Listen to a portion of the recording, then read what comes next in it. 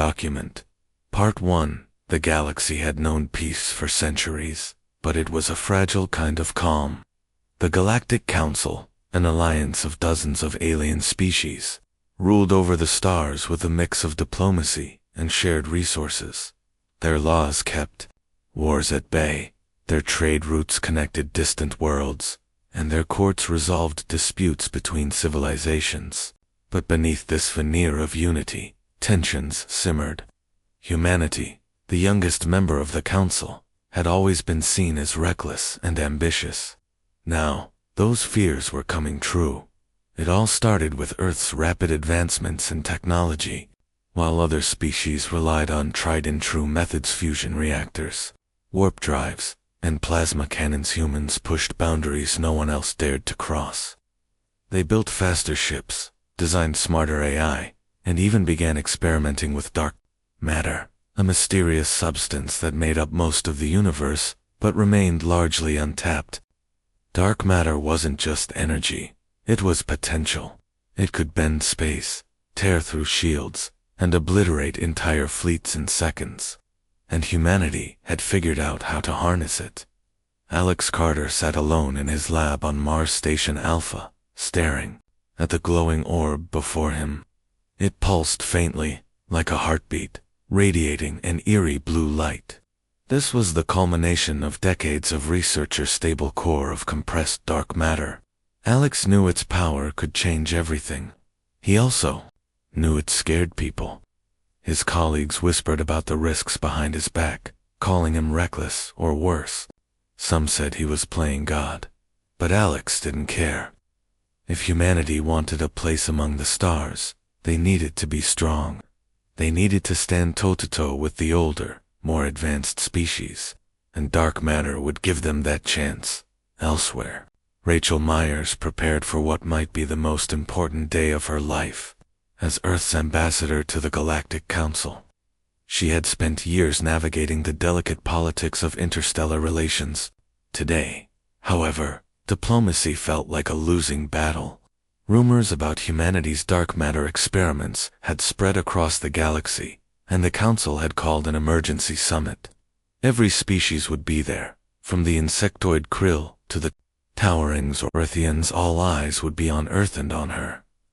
Rachel adjusted her suit in front of the mirror, smoothing out invisible wrinkles. She hated these meetings. The council chambers were always cold, sterile places filled with distrustful glares and veiled threats. Still, she reminded herself why she did this. Her job wasn't just about defending humanity's interests. It was about protecting its future. If she failed today, war might follow. And humanity wasn't ready for that, not yet. The council chamber loomed high above the planet Varel, a glittering dome suspended in orbit. Ships of every shape and size docked around it, disgorging delegates who filed into the massive hall.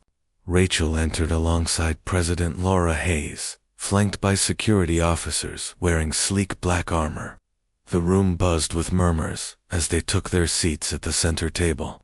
Across from them sat representatives of the other species, their faces unreadable behind masks or exoskeletons. When the meeting began, it quickly devolved into chaos. Azorachi Ambassador, his voice booming like thunder, accused humanity of violating galactic law by developing weapons-grade dark matter. "You are reckless," he declared, slamming a fist onto the table. "Your experiments endanger us all." Rachel stood, forcing herself to remain calm despite the anger rising in her chest. "With respect," she said, her tone measured but firm, "humanity has done nothing wrong. We seek only to advance our understanding of the universe. Dark matter is not inherently dangerous, it is simply misunderstood. But your intentions make it dangerous," countered a slender krill diplomat, her antennae twitching in agitation. "Why do you need such power? What purpose does it serve, except conquest?" Before Rachel could respond, another voice cut in. Enough. It belonged to Ambassador Velkthar, a reptilian creature with scales that shimmered like emeralds. He represented the council's executive branch, and his authorities silenced the room. "Humanity will cease All work on dark matter immediately, he announced. Failure to comply will result in consequences. Rachel clenched her fists under the table. She glanced at President Hayes, whose expression betrayed nothing. Consequences. That was code for military action. The Council had already sent fleets to patrol near Earth's borders, watching for any sign of defiance. War was closer than anyone realized. Back on Mars Station Alpha, Alex watched footage of the summit on a small screen embedded in his desk. He scowled as the Council issued its ultimatum. They don't get it, he muttered to himself. They never do. A knock at the door interrupted his thoughts. Standing there was Commander Jason Brooks, a tall man with sharp features and piercing gray eyes. Jason led the newly formed dark matter fleet, a squadron of experimental warships designed to test the limits of Alex's invention. Unlike many others, Jason believed in Alex's vision. He understood the stakes. They're going to attack, Jason said without preamble, stepping inside and closing the door behind him. The Council thinks we're weak because we're new. They won't back down unless we show them otherwise. Alex sighed, running a hand through his messy hair. I didn't build these ships to start a war. I built them to protect us. And that's exactly what we'll do, Jason replied. But we can't wait for them to make the first move.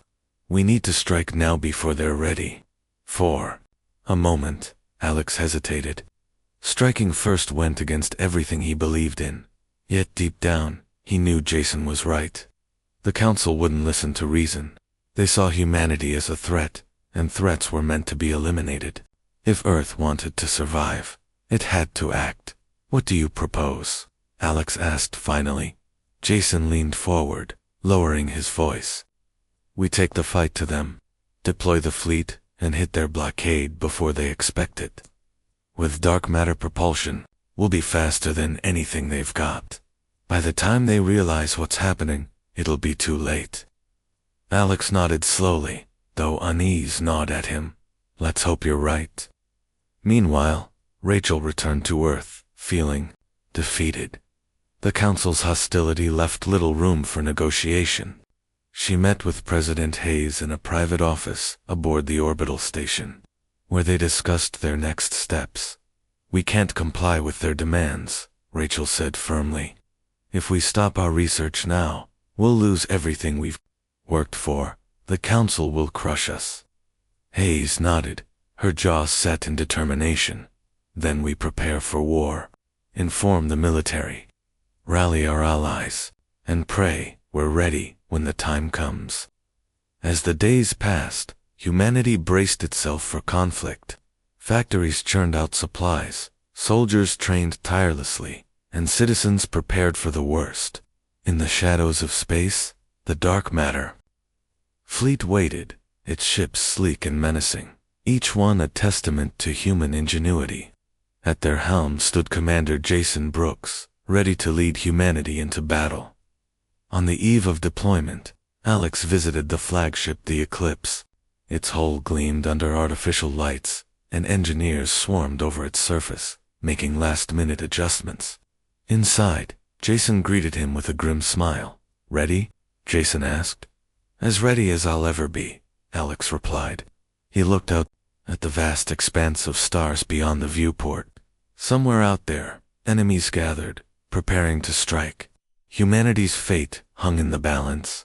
And so, with heavy hearts and resolute determination, they prepared to face the storm. Document. Part 2. The tension in the galaxy was thick, like a storm cloud, ready to burst. The Galactic Council had made its decision clear. Humanity's experiments with dark matter were illegal, and they would not tolerate defiance. Their ultimatum echoed across star systems, carried by diplomatic envoys, and broadcasted over galactic communication networks. Earth had been given one final chance to surrender its research or face the consequences. But humanity wasn't known for backing down. President Laura Hayes stood in the command center of Earth's orbital defense grid, her sharp eyes scanning the holographic displays that floated before her. Around her, officers hurried back and forth, relaying updates from monitoring stations scattered throughout the solar system. The Council's blockade was growing stronger by the hour. Fleets from multiple alien species converged near Pluto's orbit, their ships forming a wall of steel and energy shields. They weren't just watching, they were waiting. Waiting for humanity to make a mistake. "Madam President," called General Marcus Klein, his voice steady but tinged with urgency. "Their numbers are increasing faster than we anticipated. If they push forward, our outer defenses won't hold." Hayes turned to him, her expression calm despite the weight of the situation. "Then we don't let them push forward," she said firmly. "We strike first." Klein hesitated, glancing at the others in the room. Striking first went against every rule of galactic diplomacy. It was risky, reckless even. But he knew Hayes was right. Humanity couldn't afford to be on the defensive. Not now. Not when the stakes were this high. In the depths of Mars Station Alpha, Alex Carter paced nervously inside his lab. The glowing orb of dark matter sat silently on its pedestal, casting faint blue light across the walls. He had spent years working on this project, pouring his heart and soul into unlocking its secrets. Now, it felt like a ticking time bomb. Outside, the hum of engines grew louder as ships prepared for deployment. Somewhere out there, Jason Brooks was leading the fleet, ready to put Alex's invention to the ultimate test. Alex stopped pacing and stared at the orb. What if something went wrong? What if the technology failed, or, worse, caused unintended destruction? The thought weighed heavily on him. He wasn't a soldier, he was a scientist. His job was to explore possibilities, not wage war. Yet here, he was standing at the edge of a conflict he hadn't asked for but couldn't escape. A knock at the door startled him. Rachel Myers entered, her usual composure replaced by a look of quiet determination. She closed the door behind her and approached Alex, her footsteps soft against the metal floor. "How are you holding up?" she asked gently. Alex shrugged, avoiding her gaze. "I've been better. This isn't what I wanted, you know. I didn't build this stuff to start wars." "I know," Rachel replied, placing a hand on his shoulder. "But sometimes, doing the right thing means making hard choices. You've given us a chance to protect ourselves, to protect our future. That's something worth fighting for." Her words offered little comfort, but Alex nodded anyway.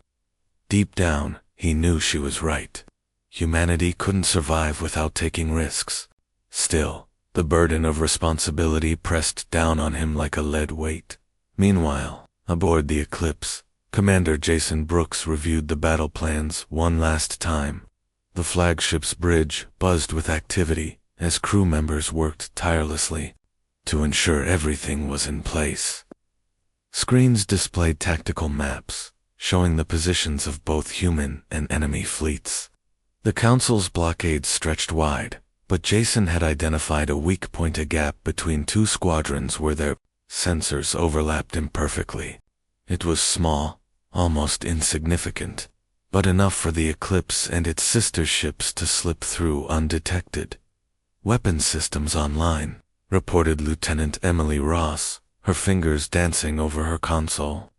"Dark matter propulsion is stable. We're ready to move on your command, sir." Jason nodded, his mind racing through scenarios. Speed would be their greatest advantage. With dark matter engines, the fleet could travel faster than any conventional ship, appearing and disappearing like ghosts. Surprise would be their weapon. If they executed the plan perfectly, the Council wouldn't know what hit them. "Signal the fleet," Jason ordered. "Prepare for jump sequence. Set coordinates for the breach point." As the countdown began, Jason allowed himself a moment of reflection. He had spent his entire career preparing for moments like this, training to lead humanity's forces into battle, but nothing could fully prepare him for the reality of commanding such power. Dark matter wasn't just a tool, it was a force of nature, and wielding it came with consequences. Back on Earth, citizens gathered around screens in homes, bars, and public squares, watching live feeds of the unfolding events. News anchors spoke in hushed tones, their faces pale with apprehension. For the first time in history, humanity was about to engage in a full-scale interstellar war. The outcome would determine whether Earth remained free or fell under the Council's control. On the Council's flagship, Ambassador Velkthar watched the same feeds, his emerald scales shimmering faintly in the dim light of the command chamber. Beside him, the Zorathian commander growled impatiently, his massive frame towering over the smaller reptilian diplomat. "They'll comply eventually," the Zorathian rumbled. "Humans are arrogant, but they're not stupid. Once they see our strength, they'll surrender." Velkthar tilted his head, his slit-like eyes narrowing slightly. "Do not underestimate them," he warned. "Their dark matter technology changes the game. If they choose to fight, we may find ourselves unprepared." The Zorathian snorted dismissively. "Let them try. Our blockade is impenetrable."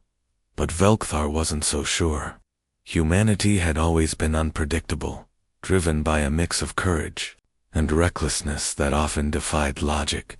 And now, armed with weapons beyond comprehension, they posed a threat unlike any the Council had faced before. Out in the void of space, the Eclipse and its fleet activated their dark matter drives. The ships shuddered as energy coursed through their hulls, bending the fabric of space-time around them. In an instant, they vanished, leaving only faint ripples in the cosmic ether. Seconds later, they reappeared behind the Council's blockade, emerging from the shadows like predators stalking their prey. Before the enemy could react, the human fleet opened fire. Dark matter projectiles tore through the blockade, shredding armor and disabling engines with devastating precision. Ships exploded in bursts of light, sending debris spiraling into the darkness.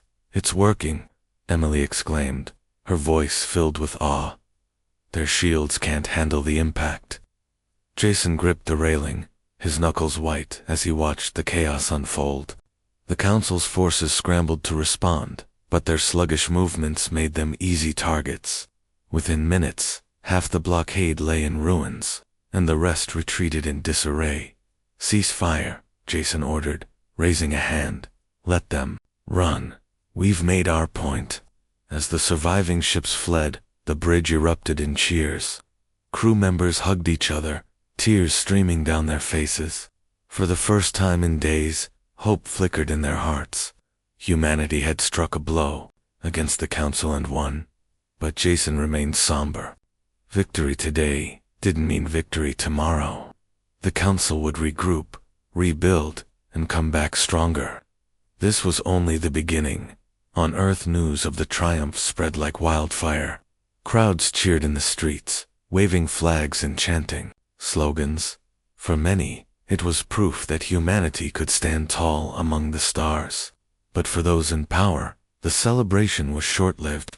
The Council wouldn't forgive this insult. Retaliation was inevitable. Rachel watched the celebrations from her office, her thoughts heavy with worry.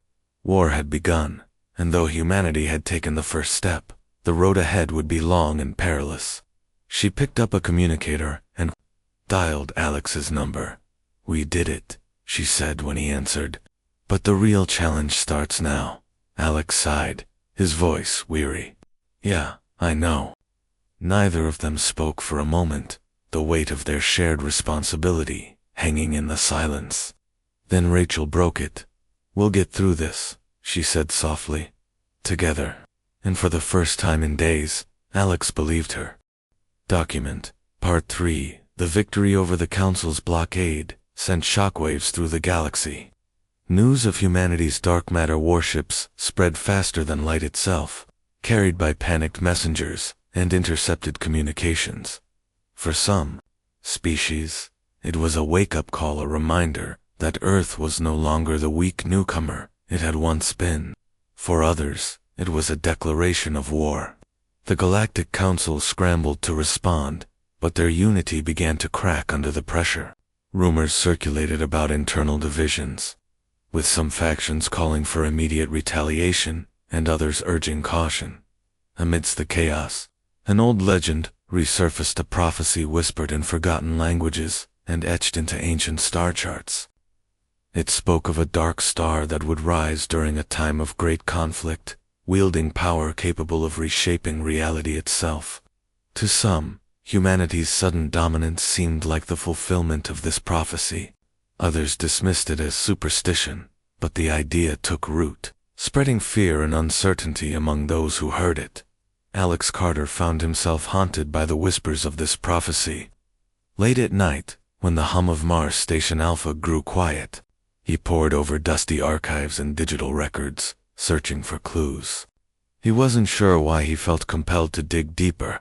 Perhaps it was guilt over his role in creating the dark matter technology, or maybe it was curiosity about what they had truly unleashed. Either way, he couldn't shake the feeling that there was more to the story. Rachel Myers joined him one evening, bringing a tablet filled with fragments of the prophecy she had uncovered during her diplomatic travels. She set it down on the lab table next to Alex, who barely glanced up from his work. "I thought you might want to see this," she said, tapping the screen to bring up a series of symbols and diagrams. "It's unsettling." Alex finally looked up, his brow furrowing as he studied the images. "Where did you get these?" "From a Krill historian," Rachel replied. "Apparently, they've been guarding these records for centuries. They believe the prophecy is real and that humanity plays a key role in it." Alex shook his head, leaning back in his chair. "Great, so now we're not just fighting a war. We're fulfilling some cosmic destiny, too." "It's not that simple," Rachel said, pulling up a chair beside him. "Some species think we're saviors. Others see us as destroyers. Either way, this prophecy is shaping how people view us, and that could be dangerous." Alex sighed, rubbing his temples. "We don't have time for myths. We need to focus on surviving." "I agree," Rachel said firmly. "But ignoring this won't make it go away. If we understand the prophecy, we might be able to use it to our advantage." Reluctantly, Alex nodded. Together, they began piecing together the fragments, translating alien languages and cross-referencing them with Earth's own historical texts. What they discovered was both fascinating and alarming. The prophecy described a force beyond comprehension, a primordial entity slumbering at the heart of the universe. According to the legends, the dark star would awaken this entity, unleashing either salvation or destruction upon the cosmos. As Alex and Rachel delved deeper into the mystery, Commander Jason Brooks faced a different kind of challenge. The fleet's victory had boosted morale, but it also drew unwanted attention. Dozens of alien ships loitered near Earth's borders, watching and waiting. Some claimed to be neutral observers, while others openly supported the Council. None could be trusted. Jason stood on the bridge of the Eclipse, staring out at the stars. His crew bustled around him, monitoring sensors and running diagnostics, but his mind wandered. Winning the first battle had been exhilarating, but it hadn't solved anything. The Council still controlled most of the galaxy, and their resources far outweighed humanity's. Worse, rumors of defections within Earth's ranks began to surface. Senator David Monroe was one such defector. A vocal critic of President Hayes' aggressive policies, Monroe had long argued for peace over conflict. Now, emboldened by the Council's initial defeat, he secretly contacted the Zorathians, offering classified information about the dark matter warships. In exchange, he demanded assurances that Earth would receive leniency if it surrendered. Monroe's betrayal came to light when operatives loyal to Rachel intercepted encrypted messages between him and the Zorathians. The evidence was damning, but exposing Monroe publicly posed risks. Doing so would reveal weaknesses in Earth's security protocols and potentially destabilize the fragile alliance holding humanity together. Rachel brought the issue to Jason during a private meeting aboard the Eclipse. They sat in a small conference room, the dim lighting casting shadows across their faces. "We can't let him get away with this," Rachel said, sliding a data chip across the table. If the Council learns about our vulnerabilities, we're finished. Jason picked up the chip, turning it over in his hands. What do you suggest? Arrest him. That'll cause panic back home. Rachel hesitated, weighing her options. We use him. Feed the Zorathians false informations, something plausible enough to lead them into a trap. Jason raised an eyebrow. You're talking about baiting them? Yes, Rachel said firmly, and hitting them where it hurts. Show them that betraying us comes at a cost. For a moment, Jason considered the plan. It was risky, but it might work. The Zorathians were arrogant, convinced of their superiority. If they believed they had the upper hand, they'd act recklessly, and recklessness was something Jason could exploit. All right, he said finally. Let's do it. Back on Earth, tensions simmered beneath the surface. Senator Monroe's secret dealings remained unknown to the public, but his anti-war rhetoric gained traction. Protests erupted in major cities, with citizens demanding an end to hostilities. Some called for Monroe's impeachment, accusing him of undermining Earth's defense efforts. Others rallied behind him, chanting slogans like peace over pride, and enough bloodshed.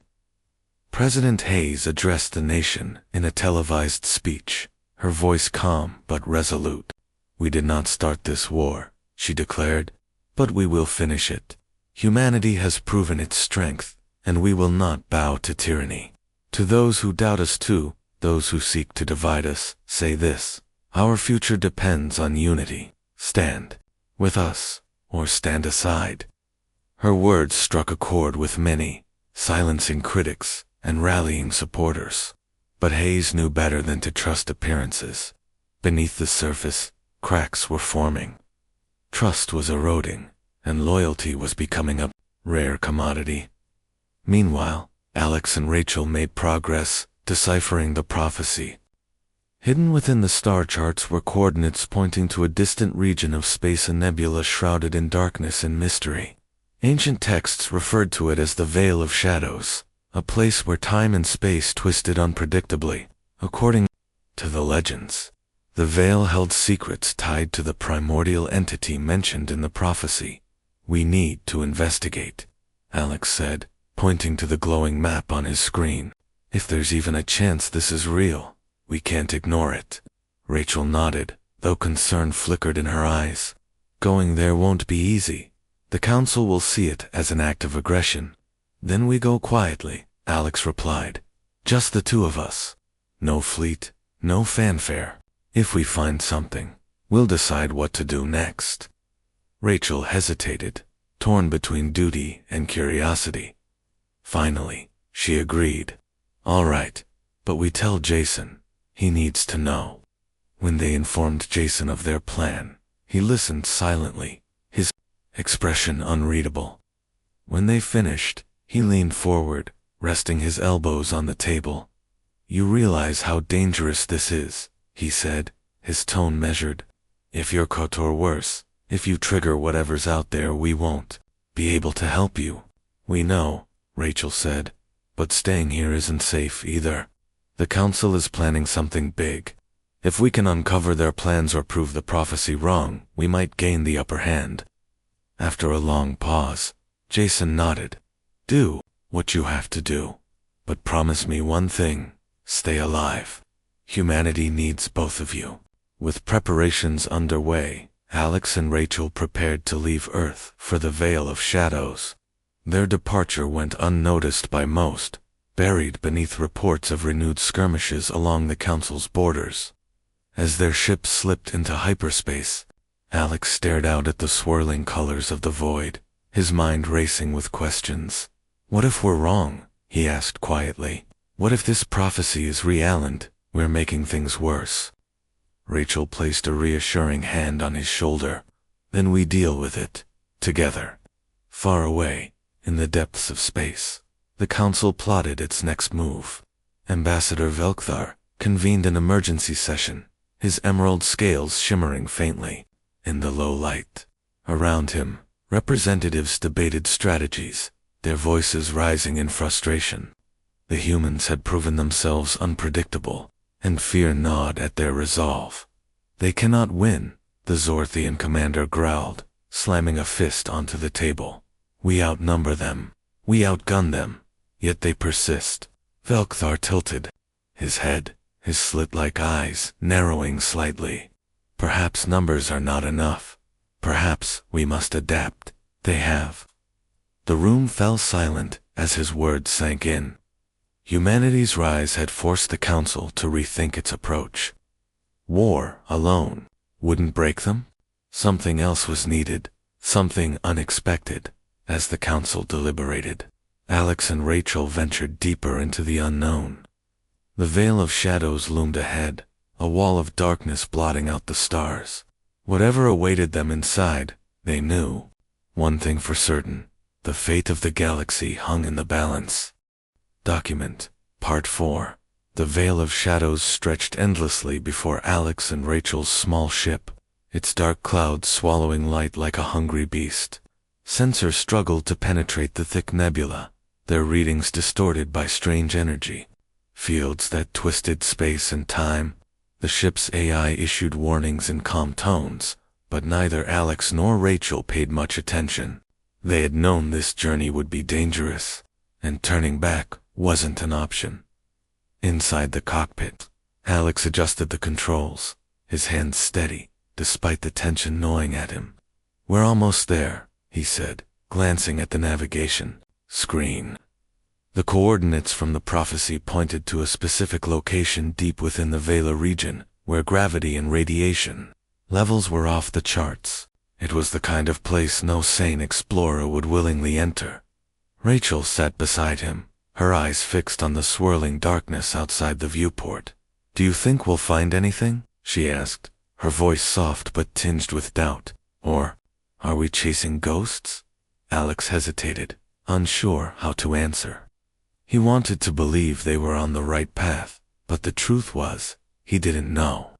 The prophecy had led them here, but prophecies weren't exactly reliable. Still, something about the veil felt alive. It pulsed faintly, as if aware of their presence. Alex shook his head, dismissing the thought as paranoia. We'll find out soon enough, he said finally, as they approached the designated coordinates. The ship shuddered violently, caught in a sudden gravitational pull. Alarms blared, and warning lights flashed across the dashboard. Alex fought to stabilize the vessel, his fingers flying over the controls. Hold on, he shouted as the ship lurched sideways. For several tense moments, it seemed like they might be torn apart by the forces around them. But then, just as suddenly as it began, the turbulence subsided. The ship drifted into a calmer pocket of space, surrounded by eerie silence. What was that? Rachel demanded, gripping the edge of her seat. I don't know, Alex admitted, checking the instruments. Everything appeared normal now, but the readings were unlike anything he'd ever seen. Energy signatures fluctuated wildly, and the ship's chronometers, the devices that tracked time, were malfunctioning. Seconds ticked backward, then forward again, creating a disorienting effect. Before they could process what was happening, a massive structure materialized ahead of them. It was ancient and alien, its surface covered in intricate carvings that glowed faintly in the dim light. The ship's sensors couldn't determine its composition or purpose. All they knew was that it was enormous, dwarfing even the largest Council warships. Is that part of the prophecy? Rachel whispered, her voice filled with awe. It has to be, Alex replied, his heart pounding. Whatever this thing was, it hadn't been built by humans or any species currently living in the galaxy. It was older than the Galactic Council itself, a relic of a forgotten age. They decided to investigate, cautiously piloting the ship closer to the structure. As they drew near, a beam of light shot out from the surface, scanning their vessel. For a moment, Alex feared the worst, that some automated defense system would destroy them, but the light faded harmlessly, leaving behind a message written in glowing symbols. Rachel activated the ship's translation software, which struggled to decipher the alien script. After several minutes, fragments of text appeared on the screen. Beware the awakening, it read. The balance must not shift. Alex frowned, leaning closer to study the words. Awakening. Balance. What does that mean? Rachel shrugged, her expression grim. Maybe we're walking into something bigger than we realized. Despite the ominous warning, they agreed to board the structure. Using the ship's docking module, they secured their vessel to an exposed port and suited up for exploration. Armed with flashlights and handheld scanners, they stepped onto the alien platform, their boots echoing against the metallic floor. The interior was vast and labyrinthine, filled with corridors that twisted in impossible directions. Gravity seemed inconsistent, sometimes pulling them downward, other times sideways or upward entirely. Strange noises echoed through the hall's, whispers, clicks, and low hums that sent shivers down their spines. "This place is giving me the creeps," Rachel muttered, clutching her flashlight tightly. "Feels like we're being watched." "You're not wrong," Alex said, pointing his scanner at a nearby wall. The device picked up faint traces of life signs, something alive, or at least active, lurking in the shadows. "Stay close." They pressed onward, following the faint glow of symbols etched into the walls. Each step took them deeper into the structure, closer to whatever secrets it held. Finally, after what felt like hours, they reached a large chamber at the center of the complex. Inside stood a pedestal, atop which rested a crystalline object pulsating with energy. "That must be it," Alex said, approaching cautiously. The crystal emitted a soft hum, vibrating in sync with the rhythm of their heartbeats. When Alex touched it, a surge of information flooded his mind, images of stars collapsing, galaxies colliding, and a great void expanding outward. He staggered back, gasping for air. "What did you see?" Rachel asked, rushing to his side.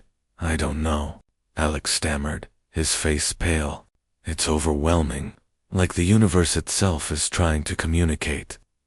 Rachel examined the crystal more closely, her scanner picking up waves of energy unlike anything recorded before.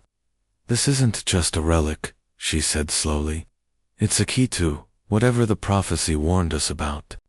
Before they could discuss further, the ground beneath them trembled. A deep rumble echoed through the chamber, growing louder with each passing second. Lights flickered along the walls, casting shifting patterns across the floor. Then, without warning, a massive form emerged from the shadows. It was unlike anything they had ever encountered, a creature made entirely of shifting energy, its body composed of tendrils that writhed and coiled, like living smoke. Its eyes, if they could be called, that glowed with an intense white light, piercing through the darkness. "Who dares awaken me?" A voice boomed, resonating not just in their ears, but in their minds. The words carried weight, as if spoken by something far older and more powerful than any being they had met. Rachel stepped forward, her voice steady despite the fear coursing through her veins. "We are explorers from Earth. We seek knowledge, not conflict." The creature regarded them silently, its gaze penetrating. "Knowledge comes at a cost," it said after a long pause. "You stand at the threshold of destiny. Choose wisely." With that cryptic warning, the creature dissolved into thin air, leaving Alex and Rachel alone once more. The trembling stopped, and the lights returned to their previous state. But the sense of unease lingered, heavier than ever. "We need to get out of here," Alex said urgently, grabbing Rachel's arm. "Now." They hurried back to their ship, retracing their steps through the twisting corridors. By the time they reached the docking port, both were drenched in sweat, their nerves frayed to the breaking point. Once aboard, Alex wasted no time, powering up the engines and plotting a course away from the veil as they sped through the nebula. Rachel replayed the encounter in her mind. The creature's words echoed in her thoughts. Choose wisely. What choice had it meant, and what consequences awaited them? Back in human-controlled space, Commander Jason Brooks faced challenges of his own. The Zorathians, emboldened by Senator Monroe's betrayal, launched a surprise attack on one of Earth's outer colonies. Though poorly defended, The colony managed to hold its ground thanks to quick thinking and improvised tactics. Still, the assault served as a reminder that humanity's enemies were relentless. When news of the attack reached Jason, he immediately ordered reinforcements to the affected area. At the same time, he dispatched a covert team to track down Monroe and neutralize the threat he posed.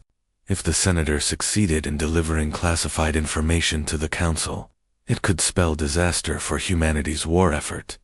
Meanwhile, President Hayes addressed the nation once more, her tone firmer than ever. "Our resolve will not waver," she declared.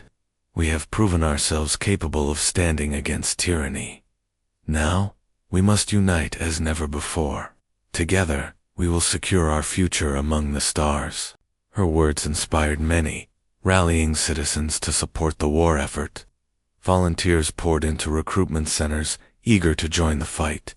Factories worked around the clock, producing weapons, ships, and supplies.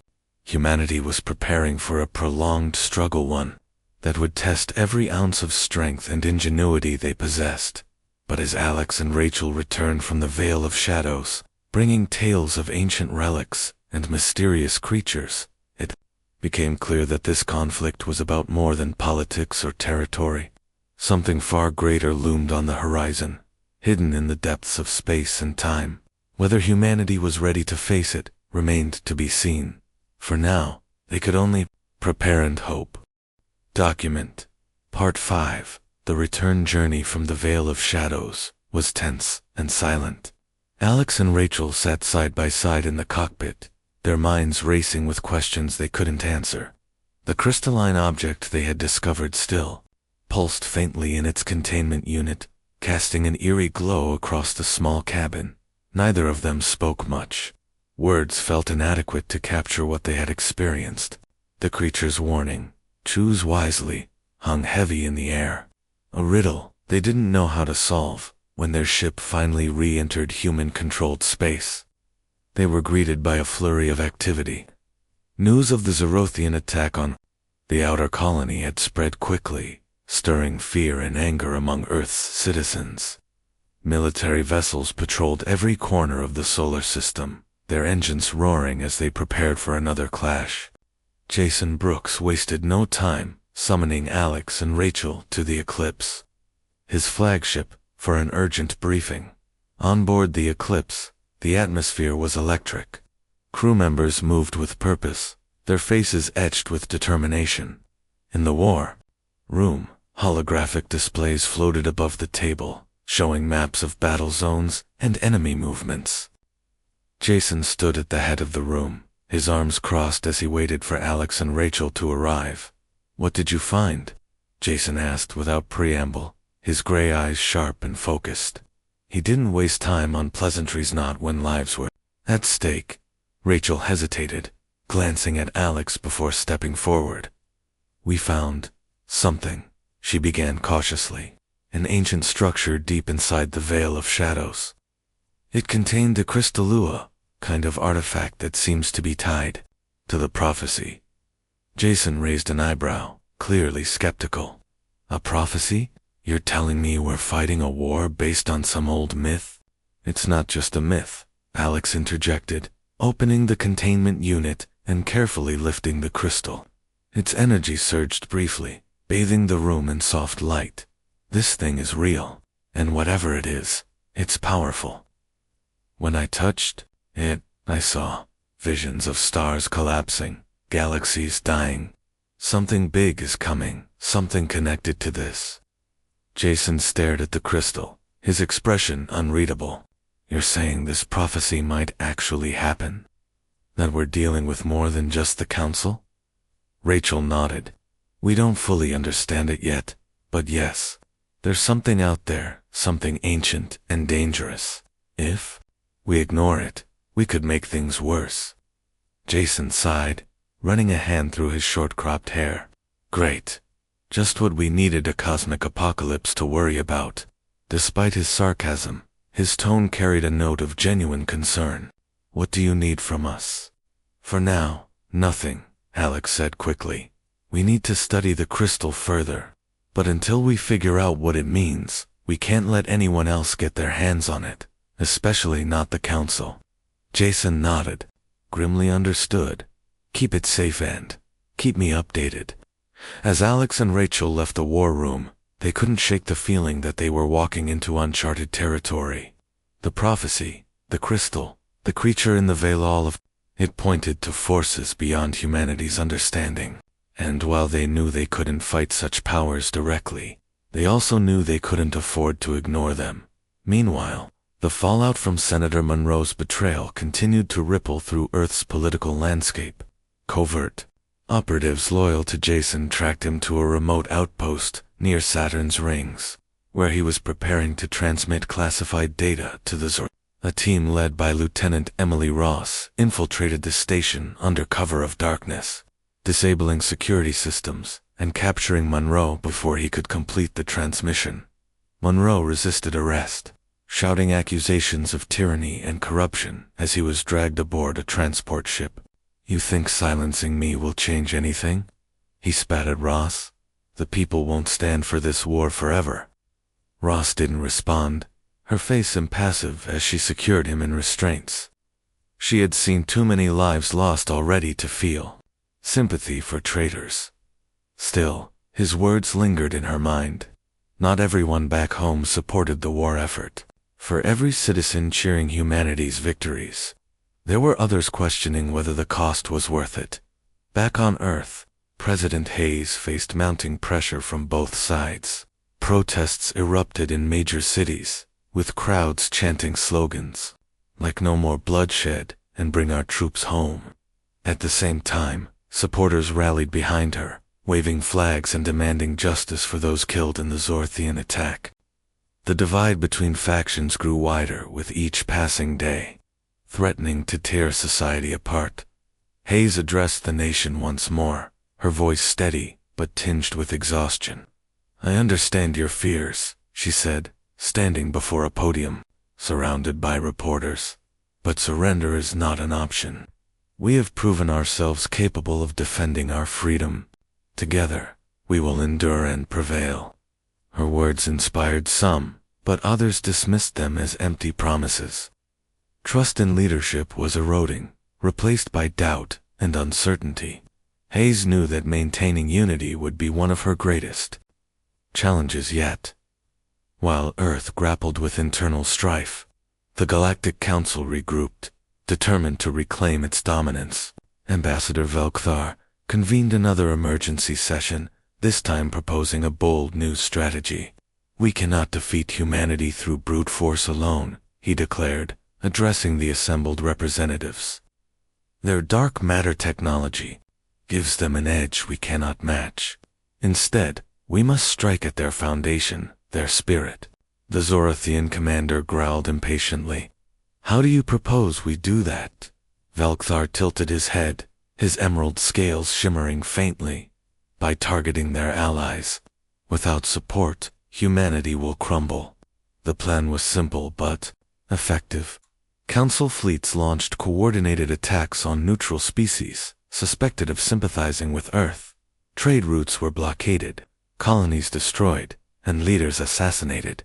Fear spread like wildfire, forcing many species to reconsider their allegiances. Some defected openly, swearing loyalty to the Council.